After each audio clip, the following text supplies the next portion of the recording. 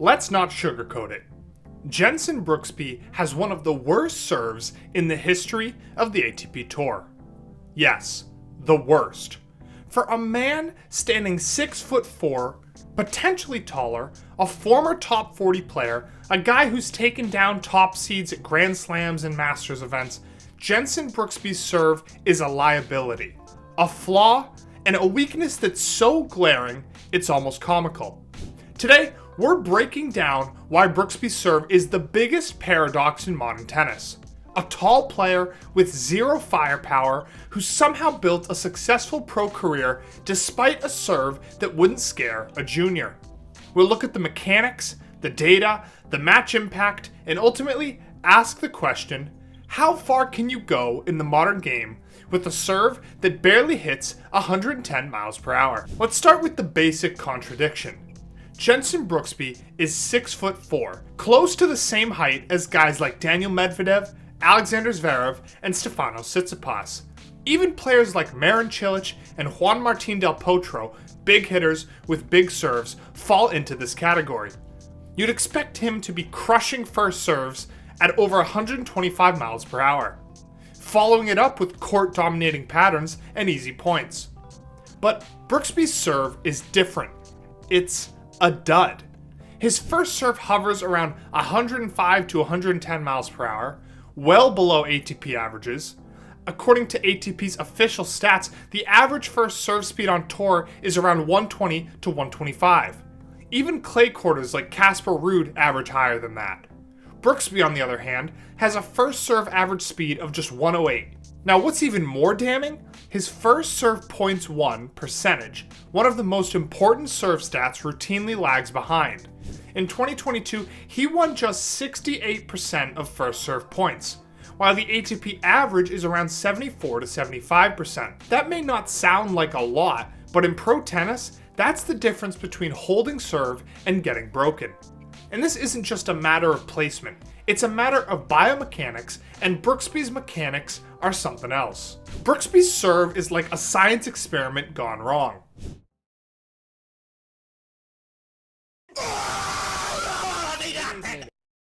Here's what you'll notice if you watch his motion in slow-mo. An abbreviated backswing that skips the traditional trophy position, no real leg drive, meaning minimal kinetic energy from the ground up, minimal shoulder rotation which kills potential power, and perhaps worst of all, a rushed, cramped motion that almost looks like he's trying to get it over with. Biomechanically, this is a disaster. Let's break it down. In modern serve mechanics, players create power through a chain, starting with the legs, coiling the torso, using shoulder tilt, and whipping through contact with wrist lag and racket head speed.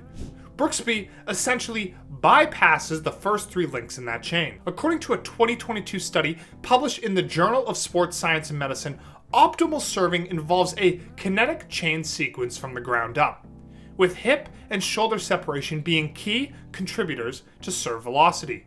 Brooksby exhibits neither. His hips don't load, his shoulders barely rotate, and his arm looks more like a push than a whip. It's almost as if he's serving in slow motion. And it shows, not just in velocity, but in spin. His serve has low RPMs, making it easy to read and easy to attack. Opponents don't need to guess, they just lean in and take a rip. Let's go deeper into the numbers.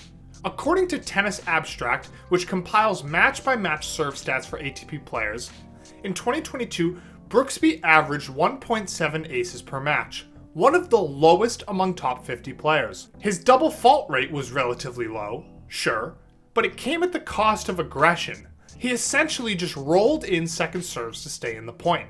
His first serve win percentage ranked outside the top 100, and his service games won percentage was a brutal 75%. Again, well below the ATP average of 83%.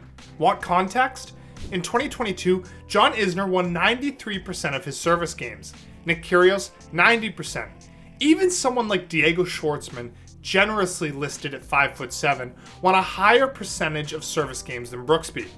It's not just that Brooksby's serve is weak, it's that it actively holds him back. In a sport where free points are gold, he's working overtime just to hold serve.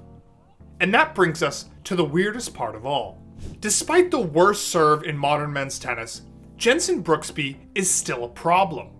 Let's not forget, this guy reached the 4th round of the US Open in 2021, where he took a set off Novak Djokovic. He made multiple ATP finals, beat players like Stefanos Tsitsipas, Casper Ruud, and Felix Auger-Aliassime, and clawed his way into the top 40. And he did this all with a serve that would be considered mediocre on the Challenger Tour. How? Well, the rest of his game is wildly unorthodox, but effective. Brooksby's return game is elite. He reads servers like a book and consistently puts the ball back in uncomfortable places. His backhand is weird, slappy, laser beam. His movement is phenomenal. He absorbs pace and redirects it with surgical precision. In short, he wins in spite of his serve, not because of it. But at some point, the ceiling hits. You can't rely on grinding forever. And the deeper you go in tournaments, the more punishing it becomes to hold serve the hard way while your opponent serves bombs. You expend more energy, take more mental damage, and crack sooner in tiebreaks and tight sets. Jenson Brooksby's serve has limited his potential in a big way. This isn't hypothetical. Let's take some key losses. Against Novak at the 2021 US Open, Brooksby went up a set but got broken 6 times. His inability to get free points wore him down.